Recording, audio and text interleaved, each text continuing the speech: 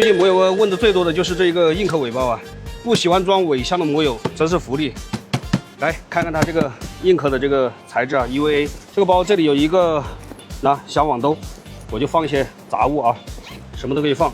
这里有个拉链口，没有扩容之前是23升，扩容之后可以放一顶全盔，最大号的拉力盔放进去。 照样可以防暴雨啊，可以防水。平时进酒店，直接拿起来，或者背在背上，有2根背带。这个凹槽啊是防滑的，适合所有的车型。这一台是装上去是不是很漂亮啊 ？ADV、踏板车、小跑车全都可以。这个款型的包一直都卖得很火啊，现在呢又进行了一些优化升级，变成硬壳子了，而且只要小几百，喜欢的兄弟啊直接入手就可以了。